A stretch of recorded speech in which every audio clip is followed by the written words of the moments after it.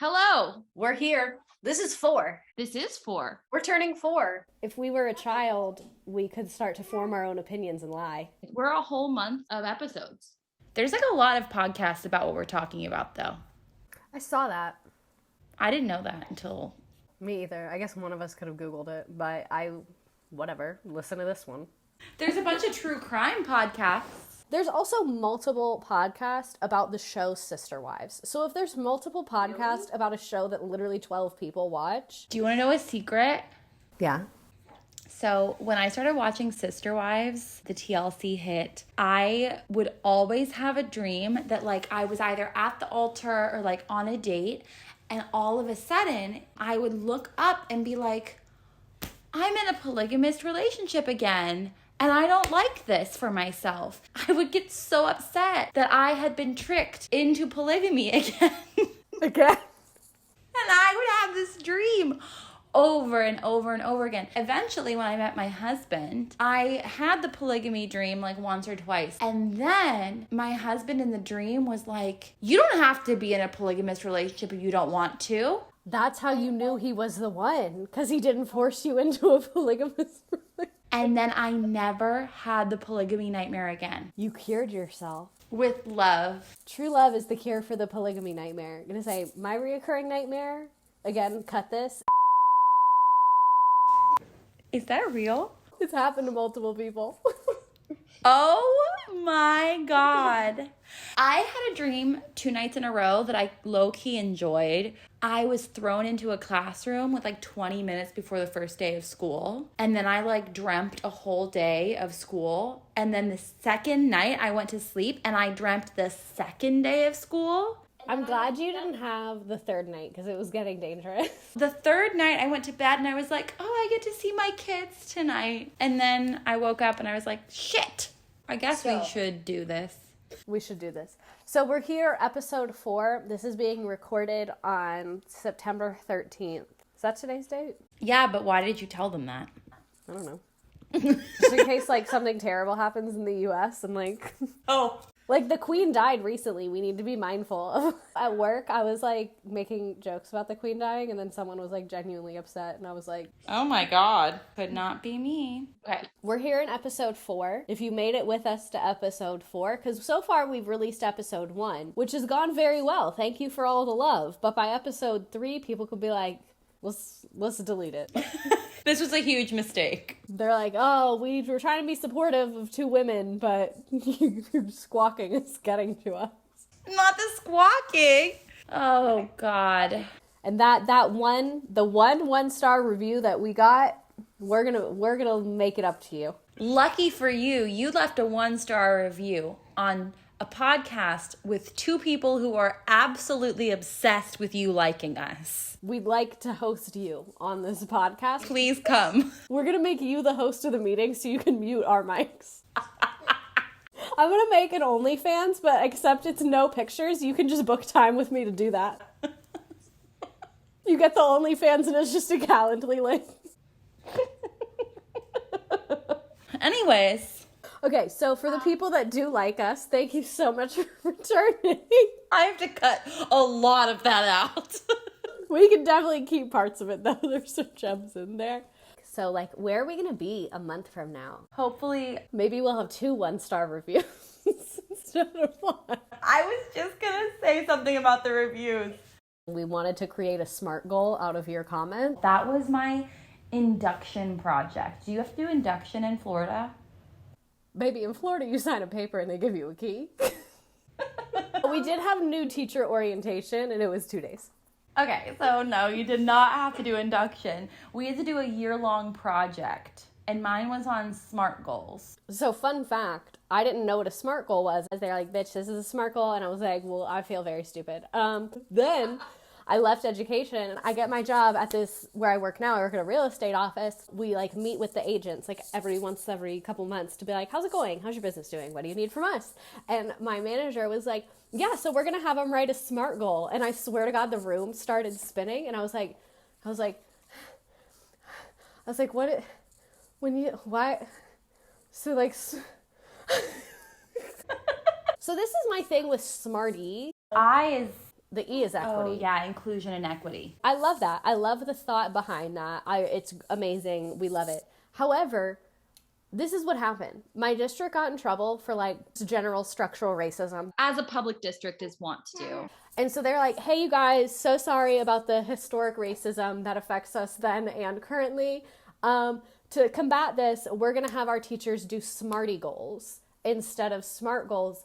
And I was like, you know, I could see that. And I'm like ready to agree with you if like we actually implemented these goals. But every time I would write it, they would check it and throw it away and then never ask me about it again. Okay, we checked the DEI box. Now back to your regularly scheduled systemic racism. Anytime someone calls to complain, they're like, oh, no, you didn't hear. The teacher did a Smarty goal, so it's literally fine. Do you know what the I and the E stand for? Here's the kicker. I didn't even think, you know what? I didn't even think about this when it happened. All the times I've told people about it, it just happened right now.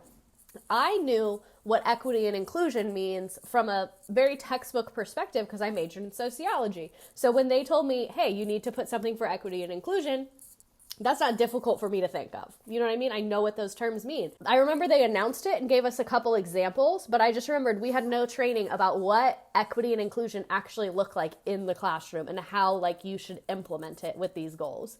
So that's what I mean. Like, I'm ready to be on board. And then Florida's like, we need to ban critical race theory. I wonder if they're still doing Smarty goals. I should ask my friends who still work there, because that was before critical race theory was like in the hot topic of convo for Ron DeSantis. So we did have a guest today, but our guest has fallen ill. So we're sending prayers up that they're well shortly. So we're going to share some submissions with you. Also, if you want to submit, the link is literally everywhere. Go to my page, go to Ron's page. It's in the description of this episode. It's everywhere. Go outside. We actually hired one of those planes with the little banners and put a Bitly link. It's written in the sky. Like a proposal style. So, back to our actual jobs of what we're doing here. Right. Sharing some submissions of the stories you all have sent us about why you left, your woes for those of you that are still there, why your teacher BFF left, all of the things. Who wants to go first? Not me. Okay, I'll go. In my first job out of college, I joined a very affluent district. They made promises during my job interview that they didn't follow through on. Shocker. That was my little interjection. That was not from the submitter. My room I was shown on the school tour magically became a cubicle in the staff room. I was given a cart, and each class I taught was spread out across the school. It was made clear when I joined that the department was a family. We protect our own, and we never break our family rules. So it's a cult. It's giving cult. Anyways, being a young teacher, I had a question that I was uncomfortable bringing up in our department meeting. When I bumped into my vice principal at lunch, I mentioned my question. She answered it, and I went on with my day. Later on, we get an email about an emergency department meeting where I was wrung out in front of everyone by the head teacher, who was furious for me embarrassing her because she didn't know what the vice principal was talking about when she mentioned my question. I really want to know what the question is, but they did not disclose. Right? Why is she such a bitch? That's my question. Since then, they were clearly out to get me. The teachers would make snide comments when I walked by. A teacher would whisper, "We're gonna get you fired," during my lunchtime. I quit by February, worst teacher job ever. So one, the whispering, this is not Pretty Little Liars. Let's tone it down several notches. Secondly, we picked the same one. I was also dying at that one. The cart. The cart is an instant read. The way that the entire American public education system is just balancing on one of those carts where not all four wheels touch the ground, one of them's just spinning. That's the foundation of our education system. I'm so glad we picked the same one. We're so in sync. We are. Good for us. Okay, so I'll go ahead with mine. This is about bureaucracy. So I left because of the bureaucracy. I was born in Pennsylvania, but chose to complete my bachelor's degree in England. I focused, oh my God, Sorry about the queen. So sorry. Sorry for your loss. Good luck. Anyway, I focused my degree on ESL and gender studies. ESL, I'm assuming, also means English second language in England. So I focused my degree on ESL and gender studies, which would allow me to teach social studies and English. I got my teaching certification in England and came home in 2020. Terrible timing to make a return to your homeland. My qualifications won't transfer over with every master's certification program I find. The prerequisites are crazy. I'm talking like 2 years extra of gen ed, science, and math to teach English. My degree in England was 4 years of education courses with a 12,000 word dissertation. When transferring my credits, I completed way more than what a bachelor's in the US does. The education I received in England was incredible, and with a few classes I've taken in the US, it was better. Taking on a second degree plus extra classes for minimal pay isn't justifiable, so I've moved on to working in nonprofits. If I could move back to England, I would start teaching ASAP. That sucks. So what gets me is like they make it so difficult to be a teacher, even if you are like violently qualified to be a teacher. What about the veterans and their wives that have no teaching experience? The spouses do have to have a college degree. The Okay. veterans don't, but it doesn't have to be in anything specific. You could literally have like, I don't know, what's like a niche ass degree. My theater arts degree. You could have a theater arts degree, and then you could literally get a temp cert to teach calculus. This happens state to state too. Like I have a friend who's teaching math in California, but she got certified in Ohio, and they're making her literally get recertified for California. California is one of the ones that it's really difficult to transfer to because I looked into this. It's pretty easy to transfer to Florida, and transferring between a lot of the southern states is pretty easy. But I know like California, New York, Washington, a lot of those kind of states that like have like budget and standards, I guess. The rest of the country calls what we do an alternative certification. Yeah, that's like what I know. The way I got certified is that. Here, that's like pretty normal. When I lived in Pennsylvania, there was elementary or early education as a major. Here, you major in whatever you want, and then your core education classes you take as a 5th year. So instead of spreading out those classes, you take them all at once while you student teach. So do you like graduate with a 4-year degree and then you do that for a year? Okay, you don't do that at your university. There's an option to. So like if I went to like UC Berkeley, like one of the public colleges in California, can I major in education, or I major in like literary or English or like child development, or I major in like something else and then I just do my 5th year for education stuff? Yeah, I got my degree at Pepperdine in theater arts. I got my teaching credential at CSUN, which is like a state school. And if you were going to go there for 4 years, most people did liberal arts.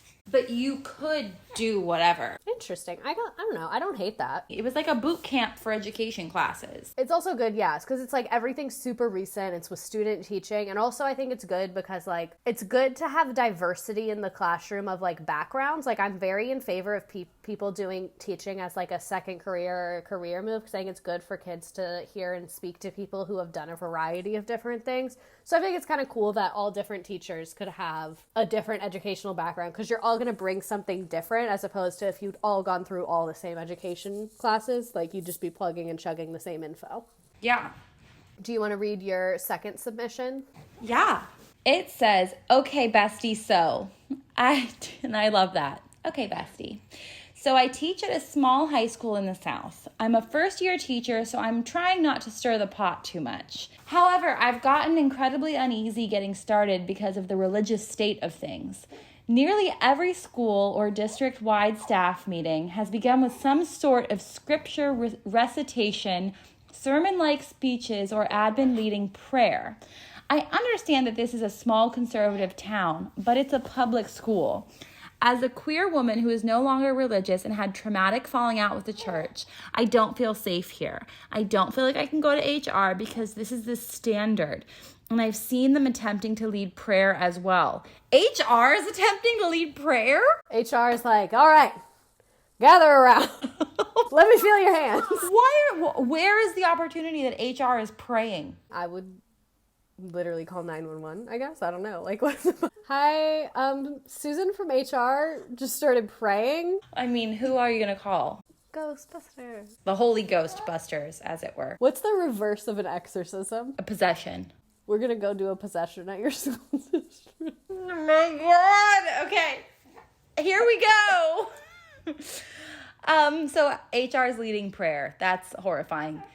The district has even brought in guest speakers, yes, plural, that have given motivational speeches stating that a teacher cannot be good at their job without a relationship with Christ. They said that teachers without that spiritual connection are selfish. I could go on, but I'm avoiding identifying features about my time here.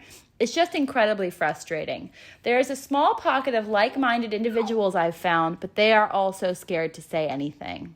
Okay, so if I was in a PD or a district meeting and they said that you need to have a relationship with Christ, I would start laughing. Right? Like, I would be like, where are the cameras? Like, have a relationship with Christ? I've never even met him. What are you talking about? I can't even imagine. And what a rush it would be to find the people who are not down with that. Like when this person says that they found like-minded people, I bet that was the best day. It's like water in a desert. Like, it's like when you're on a deserted island and you see a helicopter, you're like, what's happening? Thank God.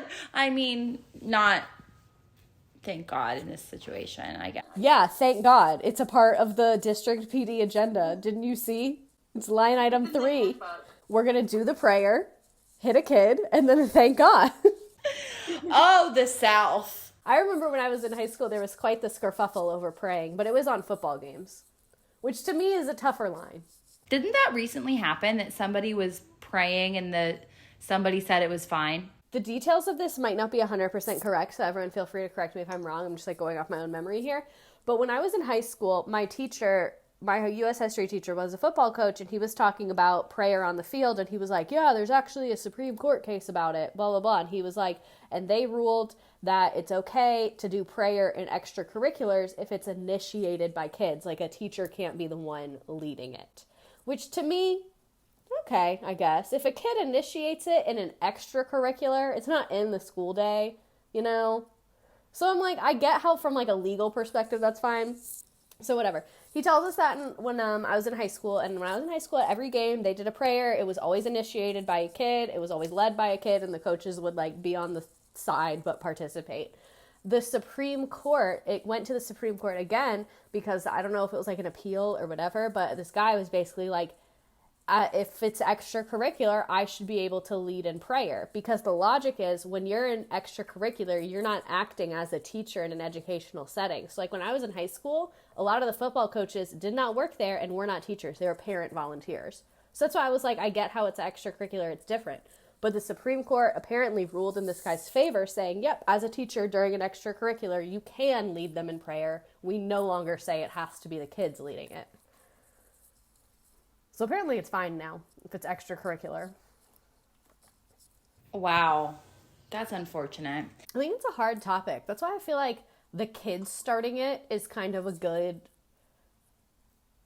barometer, I guess. But it's so hard to say if that's genuine or like being prodded to.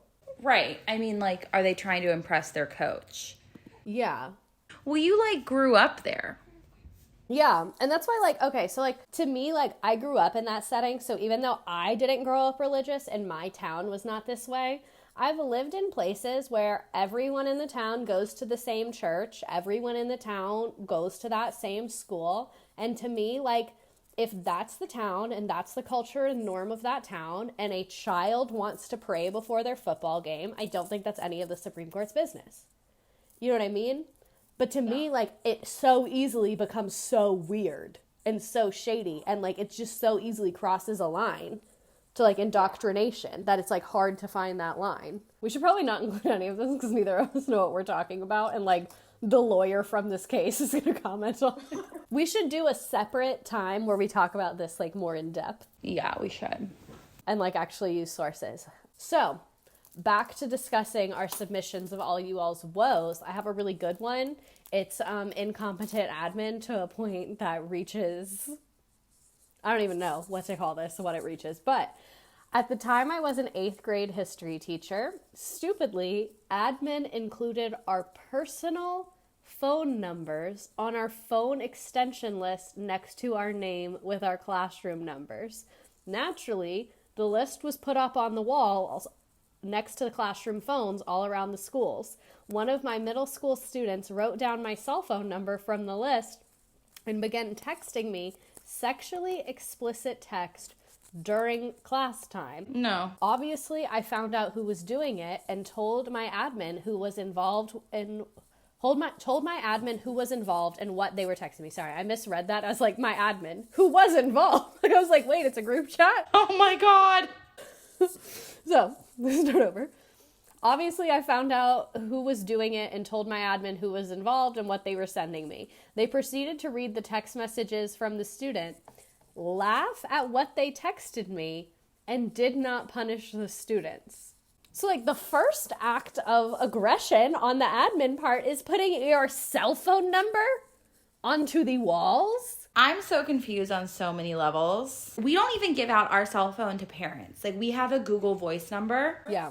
And if you give out your phone number to parents, people get so mad because they're like, now you're setting a precedent that next year they're going to go to their next grade teacher and be like, well, so-and-so gave me her phone number. Like, why aren't you giving? So, like, it becomes an issue with your peers then. We didn't really have a policy on it. We were supposed to have classroom phones with extensions, but mine would never work, and I didn't really want people to, like, call me in the middle of teaching, so I just never told anyone it didn't work. I never knew how to dial the extension. I could call the office, and that was it. I didn't know how to do anything else. My classroom, my panic button never worked, and I found out the hard way. I was teaching, and a girl passed out, just like, I don't know, didn't eat, overheated, like nothing super crazy, but she like was leaning against the wall and raised her hand, and I was like, whoa. And I was a first year teacher. It was like probably November, and then she starts passing out, and so I run to go hit the panic button, and it wasn't panicking. Like the little robot in the sky wasn't coming on. And thankfully I taught at a school that had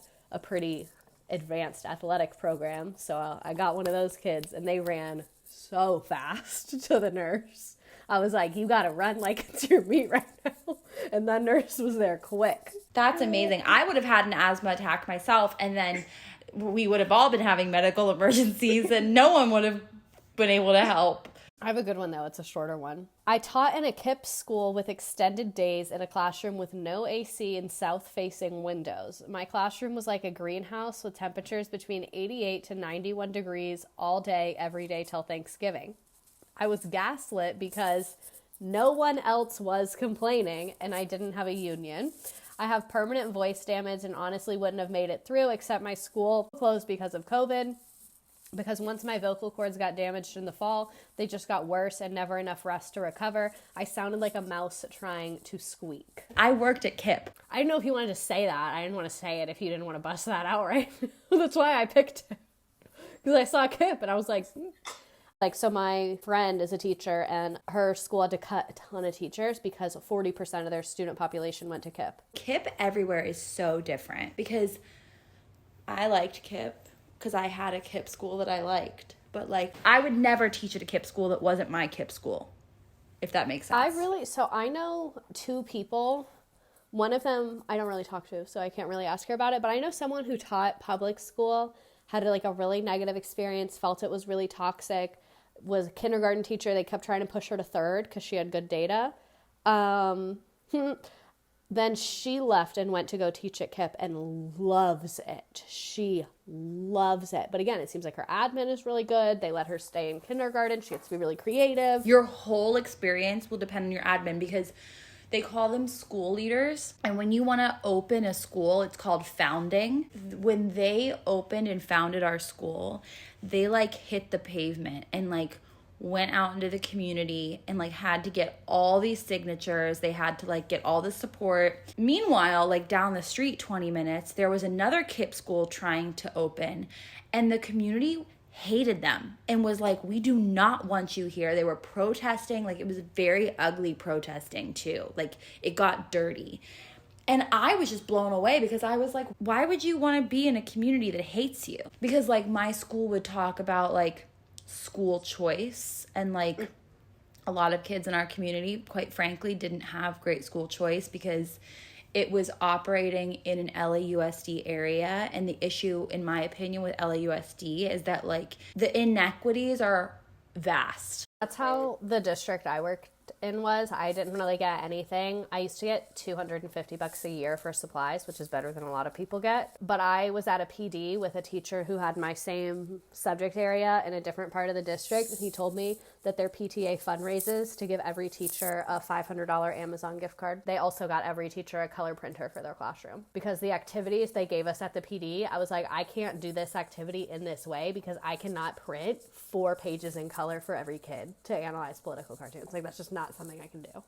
Yep. So in our community, basically that was what was going on. And I personally have no problem sticking it to LAUSD and being like, if you don't want people to leave your school, maybe you should distribute your resources a little better. I know that my take on my charter school, even though I'm just speaking about literally the one that I personally worked at, it's very controversial. Like, people do not like what I have to say about it. Yeah. But it's because charter schools as a whole across the country are not like that. And there are laws that are different in every single state. So, like, my situation is an exception, not the rule. So I acknowledge that. Like, I know that it's, like, whatever. But for our community, like, we had great times. I loved my school community. I loved our neighborhood. I loved everything. Like, and I had a great time with my admin. I felt very valued there. I felt like we were doing good work. And I also felt like the admin was driven to change KIPP from the inside. Like, we did things differently than the KIPP schools in our network. And we had so much DEI training that we got. And our school was really trying to push for a better work-life balance for the teachers. Because the school days are so long. I was there from 7:15 to 4:15 every single day. That's really long. Teaching in a public high school. So my contract time was at 7:10, but I usually got there at 6:45 because the bus got there at 7 a.m. And I hate arriving to school with children at my door because, like, let me just get settled for a moment and then I'll be thrilled to see you. But anyway, my contract time in was 7:10 and my contract time out was 2:30. People would say, oh, you still have a nap time in kindergarten? Well, yeah, because we're there for 9 hours. The kids had specials every single day, and we would have team time, coaching, meetings. Like, we had planning time. We had one-on-ones with our IAs, so we didn't really have to stay after school. It was intentionally built into the day. Every time I ever bring this up and I say I'm in favor of a longer school day, everyone loses their ever-loving mind. But obviously I don't mean a longer school day like of what your KIPP day was, because that's like already a long day. But like my day, that was pretty short, like 7 to 2:30-ish. I think it would be amazing, and like just to give a high school aspect of it, like imagine if kids had 2 or 3 periods a day. Every day they could choose an elective, either like an academic elective or like something hands-on. I think high schoolers should have an hour of recess a day where they either like walk the track, sit outside. Like, you don't have to exercise, but I think every high school should have an hour a day where it's study hall for everyone. Kids can get passes, so like if a kid needs one-on-one help, they can get it, and all the kids have time to do their homework at school because that's more equitable. There was an online school that I really wanted to teach at. You teach Tuesday through Thursday. Friday is a club day. You host a club, but students get to pick their elective and do that on Friday. And then Monday is like a homework and a planning day. If I was at a school where the teachers got to pick a club and then the kids got to sign up for what they wanted, I would be so upset if mine wasn't the number 1 sign-up one. Like, if I didn't have a wait list for my club, or like if 2 kids signed up for my club, they'd get there and I'd be like, well, I don't even want to do it anymore. So Did your school, or maybe because it was a high school they didn't do this, did you ever do teacher experiences? You didn't have to do it. You could do as many or as few teacher experiences as you wanted to, but I loved having the coolest teacher experiences. What is an experience? Like, do they like hit you with a pie or something? One of mine was a park hangout with my dog. So my kindergartners and their parents would come and meet my husky, and we would play at the park. I'm really offended I wasn't invited. That sounds like something I would love to do, except mine, like, I'm really terrible at having fun. Like, to me, things that are like objectively not fun are the most fun. Like what? Like, I'm like a nerd. Like, I would be like, get in my Honda CRV and I'll drive you around to all these historic sites all across the county. And the kids would be like, no one's signing up for that. So those were our submissions. Now we're just talking about random things that we've experienced as teachers and throughout our careers, and shooting shit.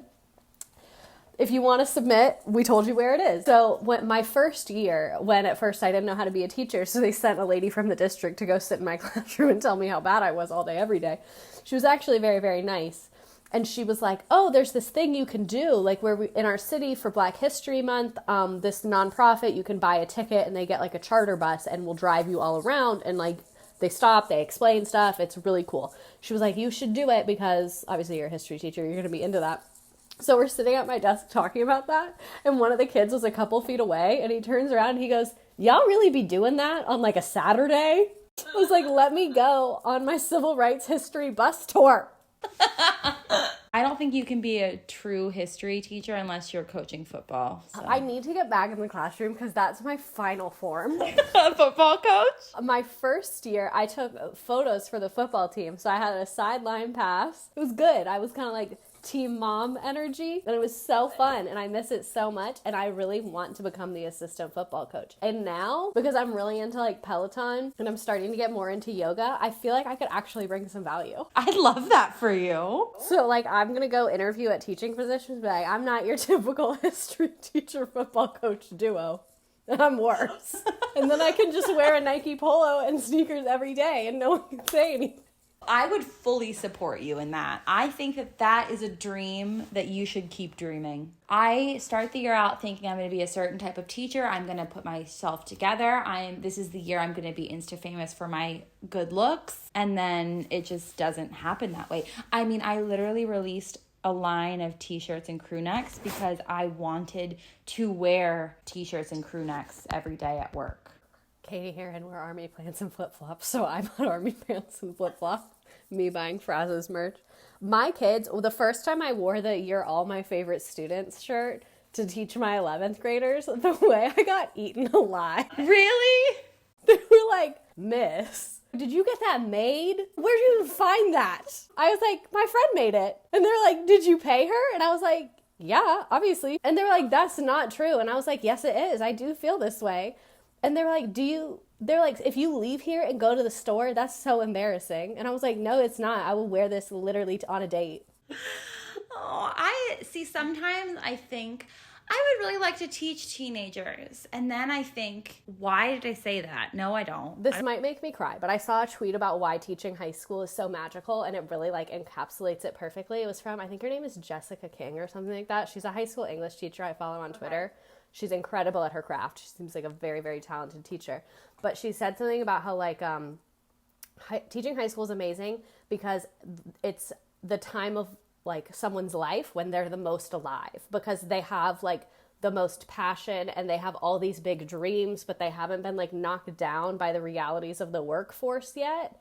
And so like it's so fun with them because they have their own opinions and their own experiences, and like they have depth and they've been through things and have empathy and all these things, but they're not bored down with that like adult, I'm just in this grind forever mentality yet. So they still like have these crazy wild dreams, and it's like they're literal demons and will hurt your feelings so bad. But they're so like inspiring. Also, they really don't give a fuck. Like they're gonna be honest with you. I've learned a lot from them. I like teenagers as people, but I deeply fear them as a teacher. I am afraid of third graders. I'm afraid of ninth graders. That's probably my biggest fear of an age group. Are those ones 13? They're 14 and 15. And they're in a really hard time because it's like the hardest year between babyhood and adulthood. You went from being the big fish in middle school to now the small fish. It's the first time you haven't had your hand held as much from your teachers. So a lot of them act out. They're being exposed to drugs, alcohol, things that some of them have never heard of. Some of them have been excited to be exposed to these things because of media consumption. Their hormones are going wild. That's why I love 11th grade, because They're kind of mellowed out a little bit by then, but they don't get that real like itch to get out until the end of the year. Like teaching 11th grade in June is like herding cats. Oh God, I can't even imagine. Once they're taller than me, I can't do it. And I know they're taller than you, and I don't know how you do it. They're sitting down most of the time. Okay, that helps. Yeah. Oh my God. Can I read you a submission? Yes. I want us to determine, do we think this really happened or not? Oh my God, yes. The principal said that teachers were not moving around the classroom enough, so at a staff training day, she lined up who she thought was too heavy and lazy and yelled at them in front of everyone that their roles weren't cute and they needed to get up and teach. Do you think that's really happened? I want to say no, but I also know how truly insane some people are. I would whip out my phone and start recording. I would post that shit to the internet so fast. I would literally open Instagram Live and be like, hey guys, getting body shamed at the faculty meeting. Like, none of this shit ever happens around me. And I feel like I have so much, like, built up anger in my heart from being a people pleaser that I just need a fucking reason. Like, just give me a reason. Like, I wish somebody would be that hateful in front of me so that I could, like, I watch Karen videos and, like, salivate at the thought of it happening in front of me or to me. So I feel like in some other universe, in some other timeline, in somewhere, I'm a customer service worker getting screamed at by a Karen, and you're screaming at the Karen, because every time I've been a customer service worker, that interaction never fails to make me cry. I can be getting screamed at by someone. One time someone threw a gin and tonic at me. Worst drink to throw at someone. Anyway, I can handle it, and I'm like, yeah, absolutely. Thank you. Thank you for that feedback. But as soon as the other customer is like, whoa, do not talk to her that way, I'm like, yeah, because like I'm trying my best, and it's really hard when you're yelling.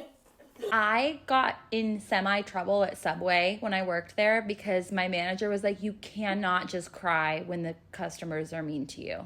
You can't. I'm sorry, I'm envisioning you in a Subway visor. Oh, I was in the Subway visor. I was in the Subway polo. Okay. What's the Subway order? What do you get at Subway? Flatbread, tuna, American cheese, onions, all in the toaster. You toast the onions, okay? That was Continuing the on. most violent order. I'm not done. It comes out, extra pickles, banana peppers, salt and pepper, buffalo sauce.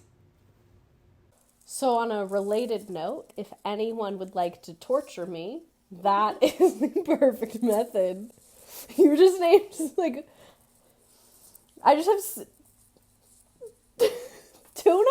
You just had a tuna wrap from Trader Joe's. Okay. A tuna wrap is different than you toasting tuna as a pizza at Subway and then topping it with banana peppers. You're not going to look at me and tell me that those are comparable. What does this have on it? This is a tuna salad wrap in a wheat tortilla with lettuce and tomatoes. That's the definition of an acceptable meal. Banana peppers on your tuna pizza? Tuna melts are a thing. Tuna melts are a thing. Maybe I'm misinterpreting what a flatbread from Subway is, because I'm literally envisioning a pizza. Like a tuna melt is like a grilled cheese with tuna. That I fuck with. You're losing me at banana peppers and like the American cheese, like just the slices. Not even like a mozzarella for your flatbread. Mozzarella has no flavor. Love mozzarella. We wouldn't fight over cheese, and I think that's a good thing. I think so too. Also, one time when I worked at that fancy hotel, the manager called me into the office, was like, I need to have a serious conversation with you. And I was like, okay, let me start crying right now. He was like, you're a great leader of your team. Like, I love collaborating with you and I love working with you and I'm not like mad at you. But I just need to tell you that I did the math and you've eaten $22 worth of burrata cheese this week from our kitchen. And he was like, and that is accounting for us buying it wholesale. He was like, are you just eating one of them every day? And I was like, I am. I love that. We got in trouble at Subway for eating the frozen cookie dough. They pulled us into like a circle, like to discuss. They were like, we are missing 81 cookies and it's been 5 days. And we all like looked at each other. It's like the Spider-Man pointing at each other. Me. Nobody ratted anyone out. I mean, everyone was, The manager has the talking stick and is like, so no one knows. How long did you work at Subway? I don't know why I feel like this is really important. I worked at Subway for a full school year. I did 2 years at a random state school in Pennsylvania, and I transferred to Pepperdine. Pepperdine was like my way out of Pennsylvania. My mom was like, I will not pay for Pepperdine. I will not pay for your moving costs, nothing. So to move to California, I worked 50 hours a week at Subway, and I worked at an onion stand on the side of the road peeling onions. Did you find that on Indeed? How the fuck do you get a job at an onion? I drove by, I saw the onion stand, pulled over and was like, do you want me to work for you? And they were like, yeah, you can peel onions. Did you get like 10 cents an onion? I mean, I literally peeled onions until my fingers bled. They didn't give me gloves. Yeah, it's a shack on the side of the road. Yeah. So that was how I like paid my way to California. You were really California dreaming. Like when your child is an adult or like a teenager, this is going to be amazing fuel for you. Because you're going to be like, oh, you hate it here? You hate it in California with our great education system where I had to peel onions with my hands to get you here a mere miles away from the ocean? You hate it? Oh my God. Yeah, I really did. I really did that. I spent most of it crying. From the onions or from your emotions, or did it just kind of bled together at that point? I've cried about everything my whole life. I don't know what it's like to not cry. So this is the wild thing. I don't think you're this way, but like when it's something like that, I will start crying. But you could tell me that someone near and dear to me has died, and I'd be like, that's the way the cookie crumbles, and then like go to work the next day. I'm too sensitive for everything in the world.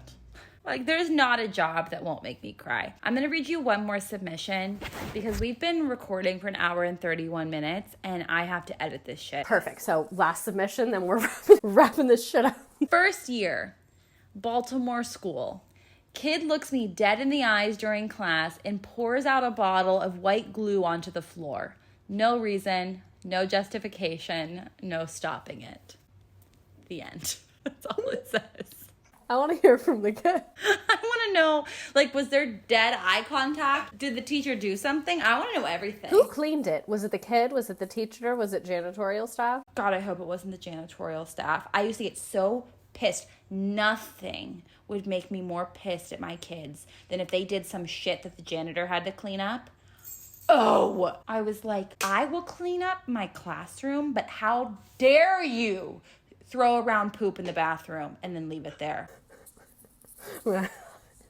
I, different vibe, but my number one don't do that is when they would draw on the desk with my markers. You can draw, well, you can't, but I'll get over it. If you draw on the desk with your pencil, it'll come off with a Clorox wipe. I'm going to come up to you and give you the Clorox wipe. But if we leave and I see my markers that I guilt trip my mother into paying for have been drawn on these government issued corkboard tables, no. Markers are canceled. I used to love doing arts and crafts with high schoolers. They love it. They hate it for 5 minutes and then they love it. Of course they love it. We all love it. Who doesn't love it? They wanted me, oh my God, so teaching strategy if someone wants it, but this is very aggressive, I felt, and I used to always get in trouble for not doing it. So this to me feels like the Hunger Games. So you know where like you're supposed to cold call and be like, you read that paragraph. Yeah, just to, which like, I don't do. Yeah, I don't do that. And I told him that. I was like, I just feel like that's rude. Like, It is. And it's not research-based either. good to know.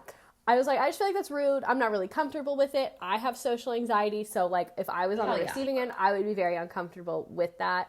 And then I was like, plus I don't know how my own bias is getting there with like whose name I think of first. Maybe it's the first kid that walked in. Like I don't trust myself to do that fairly. Right. And so this is the teaching strategy that was recommended to me. Write a number on each one of the desks, just like in the corner, and then put popsicle sticks with those numbers so you can have it like for every class.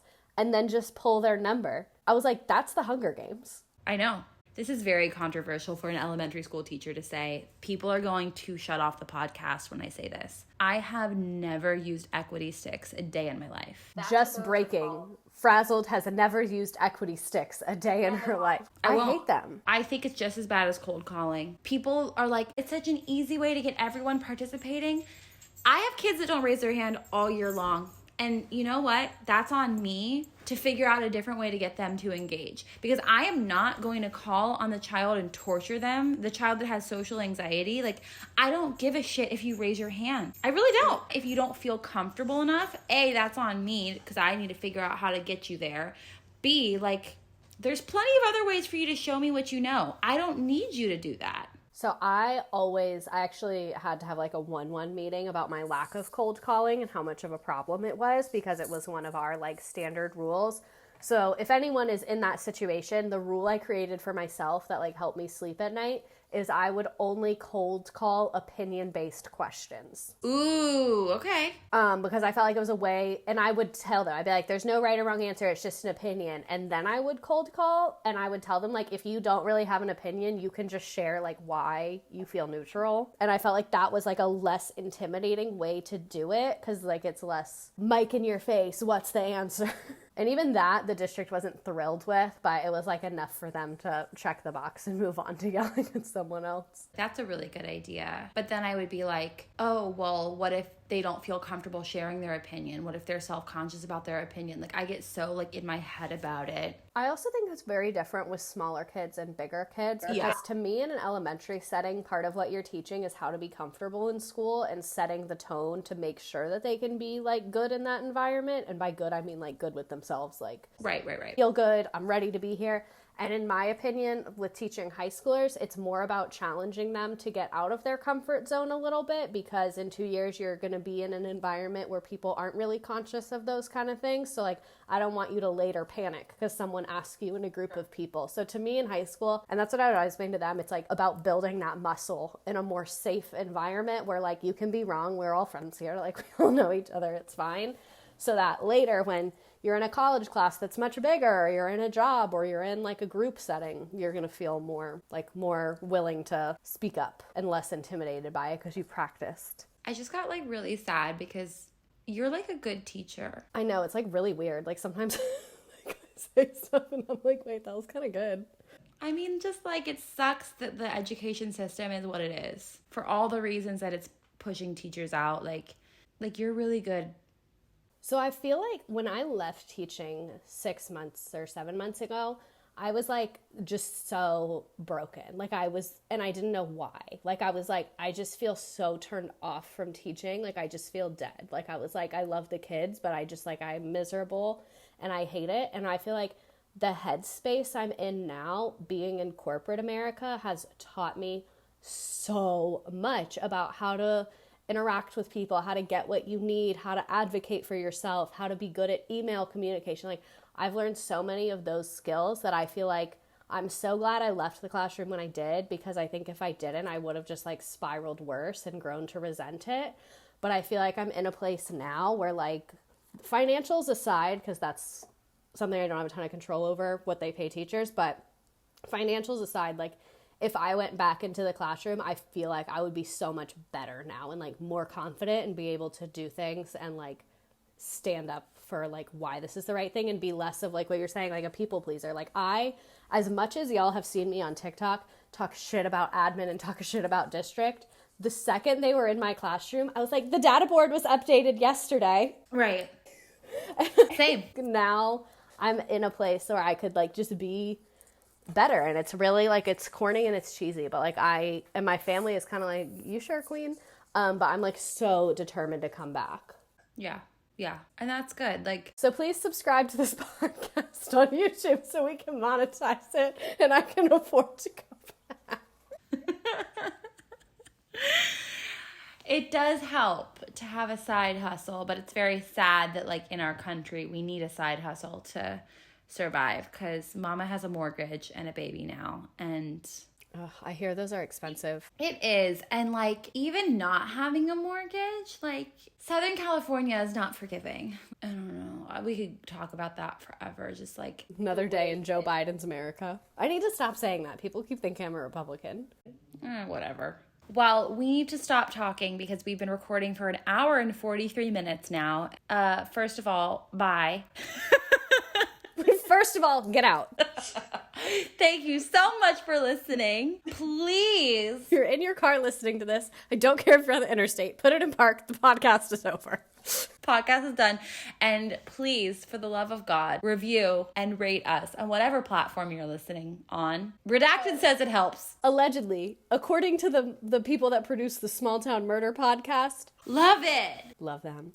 Their reviews really help the algorithm. So if you could leave us a review, a like, a comment, a follow, whatever platform you're watching this on, we would appreciate it. Also, because then we can see who you are. And then when we can't sleep, we can just like look at your Instagram pictures. Did you know Jenna Marbles used to do that? No, I love her. I miss her. She raised me. She made a video one time where she said that when she can't sleep, she just like picks random followers and stalks them. I love that idea. I'm going to start doing that. I'm going to leave comments like on a pic from 2019. Be like, LOL. I want to do it tonight. Drink my wine and watch The Bachelorette and just like scroll. Okay, so we have to end this podcast because Fraz and I have to go comment on your Instagram photos. So check your notifications tab. Bye, you guys. We love ya. Bye. Sleep tight if it's nighttime. Recording stopped. Yeah.